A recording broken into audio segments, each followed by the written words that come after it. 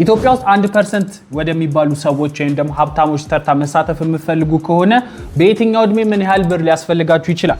20 ውስጥ የምትገኙ ከሆነ ወደ 16000 የአሜሪካ ዶላር ወይም ደግሞ ወደ 3 ሚሊዮን የሚጠጋ ብር ኪሳችሁ ውስጥ ሊኖር ይገባል። ወደ 30ዎቹ እድሜ አካባቢ የምትገኙ ከሆነ ደግሞ ኪሳችሁ ውስጥ ወደ 55000 ዶላር ወይም ደግሞ ወደ 10 ሚሊዮን የሚጠጋ ብር ያስፈልጋችኋል። ትንሽ አለፍ ብላችሁ ወደ ጎልማሳ ስትደርሱ ወደ 40 ስትደርሱ ደግሞ ኪሳችሁ ውስጥ ወደ 115000 የአሜሪካ ዶላር ወይም ደግሞ ወደ 20 ሚሊዮን የሚጠጋ ብር ኪሳችሁ ውስጥ ሊኖር ይገባል ማለት ነው። ታዲያ የእድሜ የመስራት ጣሪያው ላይ የደረሳችሁ ስኬት ጣሪያው ላይ የደረሳችሁ የመጣችሁ ከሆነና ወደ 50ዎቹ የምትጠጉ ከሆነ ደግሞ ኪሳችሁ ውስጥ ወደ 155000 የአሜሪካ ዶላር ወይም ደግሞ ወደ 30 ሚሊዮን የሚጠጋ ብር ያስፈልጋል ማለት ነው። ታዲያ ወደ ሪታየርመንት ወደ ማፈግፈጉ ስትመጡ ደግሞ ይሄ ብር በትንሹ ይቀንስና ወደ 135000 የአሜሪካ ዶላር ወይም ደግሞ ወደ 24 ሚሊዮን የኢትዮጵያ ብር የሚጠጋ ያስፈልጋቸዋል። ታዲያ በየትኛውም እድሜ ክልል ውስጥ ሆናችሁ ከነዚህ 1% ከሚባሉት ሰዎች ውስጥ